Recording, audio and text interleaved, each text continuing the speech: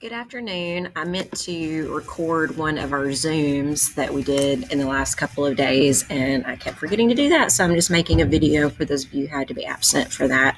In the future, I've set up one of my classes to Zoom record automatically, so we don't have to rely on my faulty memory. I hope everybody had a great break. Today's lesson was basically trying to give you a little bit of description of the article of the week, basically explain the rationale for it, and then also to take a little bit of time to do a lesson on how to transition well in writing. So the first slide here, description of the assignment. I just want to look at that assignment description with you really quickly. I'm just going to pull it up, and then I'll look with you at the sample that I wrote so that you can get an idea of the assignment. So basically, the entire month of January is going to be really the big focus is going to be on building research skills and investigating research topics. We're also going to be doing a standalone argument essay in January, but that'll be something we'll talk about probably starting next week. So for this assignment, you're going to find an article that addresses your area of interest. So as a starting point, you might flip through the chapters in your language and composition book. Those are designed topically. So even if you just looked at the table of contents, it might give you some ideas.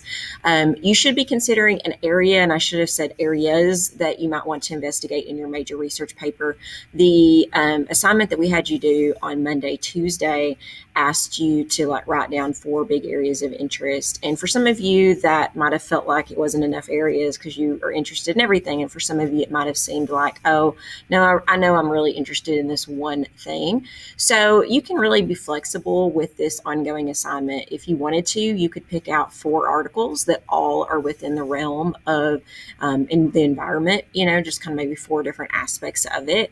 But you could also do 4 completely different topics. You could find an article about social media. You could find one about the environment, et cetera, et cetera. So you could go in a lot of different directions. The idea here, though, is that we want to be reading articles that we hope might give us some background knowledge. Even if we don't use the articles themselves, they might give us some background knowledge to think about topics for the research paper.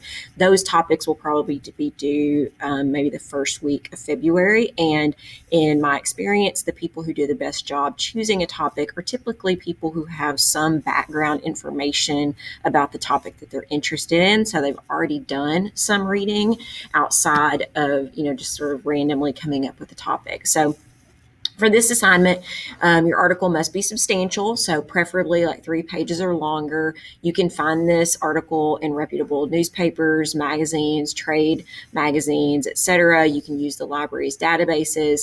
The article you choose should have been written in the last 5 years. Annotate the article. I think I said in the assignment to use Kami, but you don't necessarily have I think Kami's going to be your easiest bet as far as an electronic annotation. If you really would prefer to handwrite on your article, the other option would be that if you have a printer at home or want to use the library, you could print it out, you could hand annotate, and then you could scan it back in to attach to the assignment. That's just going to be a few more steps, but if you prefer that, then feel free.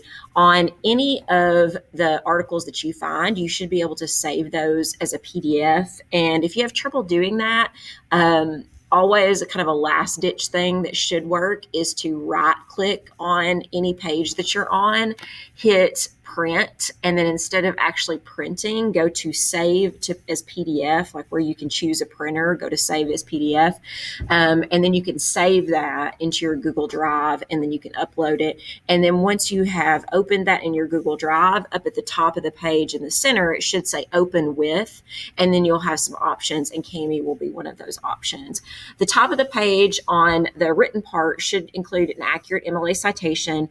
Below that, you should write a paragraph that summarizes the article's primary points, and then you should have a paragraph that evaluates the article. And I've given you three questions here to think about in that evaluation. What are the strengths of the article? What are the limitations of the article? And limitations doesn't mean that I expect you to like critique the article, but every article is limited in some way because it can't go over everything. So even if you think the article is wonderful, there might be some aspect of your topic, oh, I would still have to look this up, or I would still have to go into this. And then how would the article best be used? It should be around 200 to 400 words. And then you'll see that the first due date is this Sunday. And then after that, all of the due dates are either Wednesday or Thursday, depending on if you're an A-day student or a B-day student. So in this first slide, these are just some tips for summary evaluation writing. Read and annotate the article first. Determine the argument of the article and the main points. Write these in your own words in the margins. Remember that according to MLA, 3 or more words in a row without quotation marks and appropriate attribution is plagiarism. So make sure that you are doing that correctly. Start your summary with a sentence that starts with tag, title, author, genre, and then states the argument of the article. So that's a good little acronym to remember for writing with sources. Begin writing your summary and then use transitions to make clear the relationships between your main ideas. So on this next slide, the summary should be written neutrally and should cover the article as a whole. So it just means that you shouldn't be inserting a lot of opinion, critique, anything like that into that summary. You should just basically, try to be an objective summarizer of what's there. As far as covering the article as a whole, the biggest mistake I see students making when it comes to writing these is that they will, instead of really summarizing all of the main points, they will instead tell me 3 or 4 things that they read in the article. And that's not the same thing. Or telling me 3 or 4 things that you thought were interesting in the article, right? That's not the same thing as a summary. So just making sure that you really are thinking about the article as a whole piece. The summary should be written in your own words and quoting should be minimal. If your source has page numbers, you should use parenthetical citations with the number after the information you use. You do not have to include the author's last name because the author's last name would be assumed because you're only writing about one source and you'd have already given the citation and you would have already mentioned that in the first sentence. If you had 2 sources, you would have to do that. The summary should be a condensed version of the original. So that's the difference between summary and paraphrase. If I were paraphrasing an article, my paraphrase might be about the same length, but if I'm summarizing it, it should be shorter. So a 3-page article should not have a 3-page summary.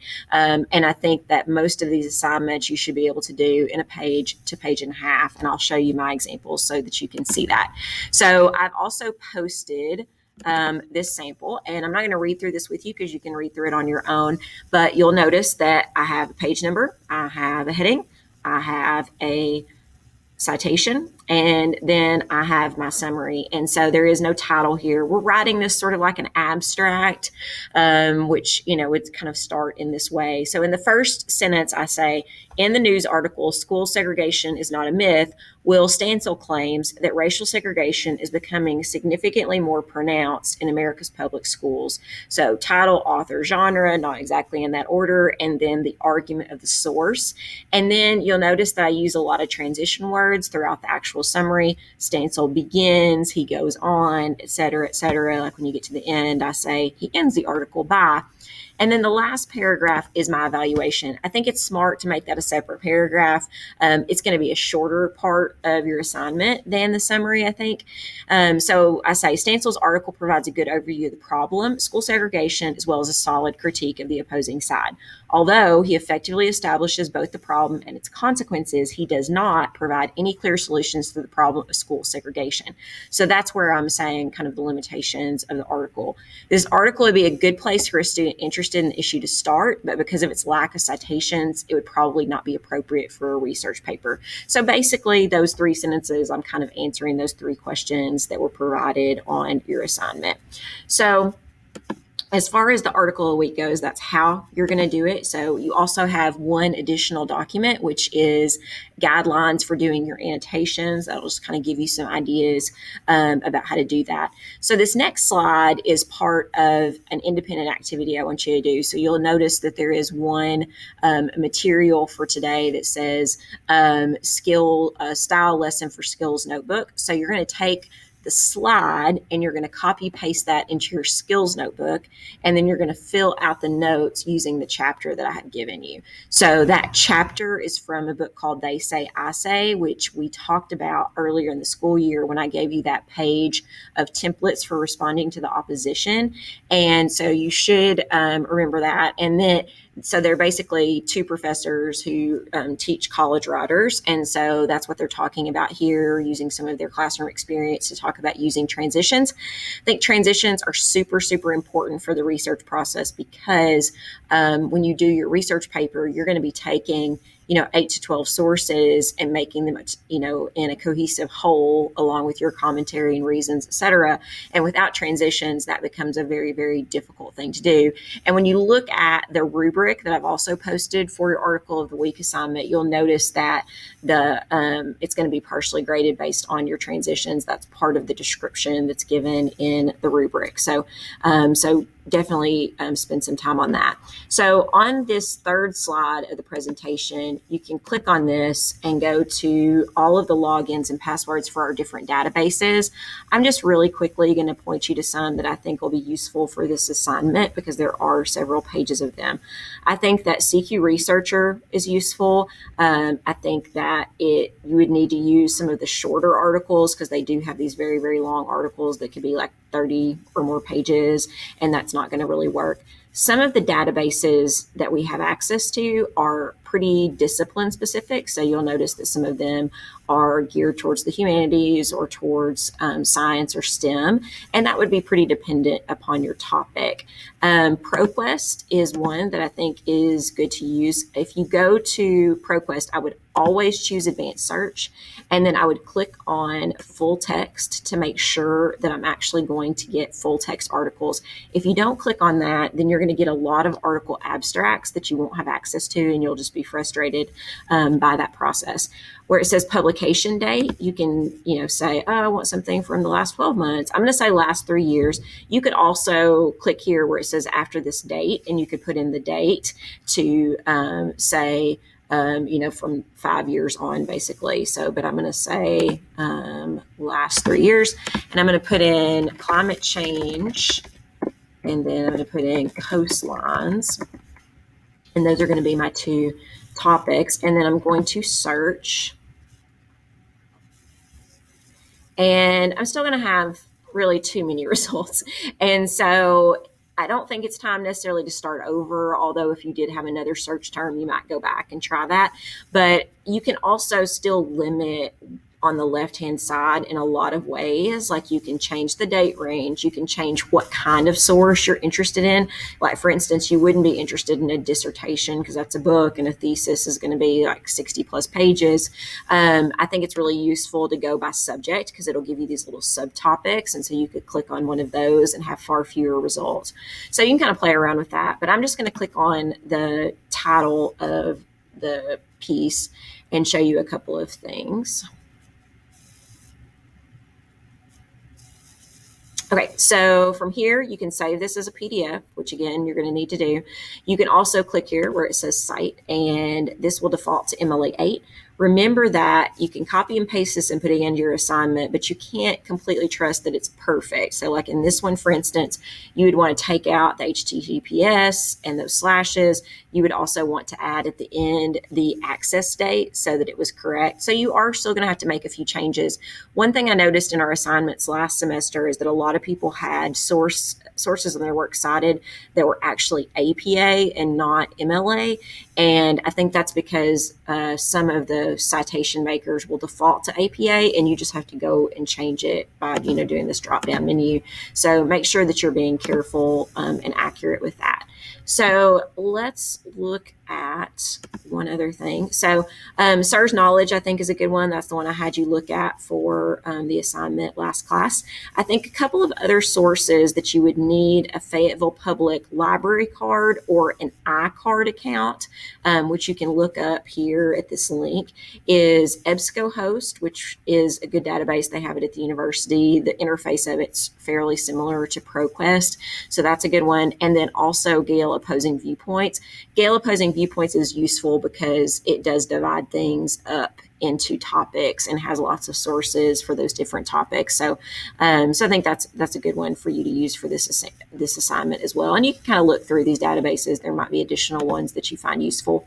So last thing before I let you go, on this slide, I have a link to a way to evaluate web sources. So you definitely could use a web source as one of your articles or maybe two of your articles. I wouldn't necessarily do it for all of them, but you could. I saw a lot of people using websites as part of the criminal justice paper that they wrote last semester. And for a lot of those, not for all of them, but for a lot of those, I thought, maybe we didn't need to use this website. Everybody's going to have to do web research as part of their university career, as part maybe of this research paper. Like if you do a topic about the environment, you might have to use the EPA. If you did something about public health, you might have to use the CDC.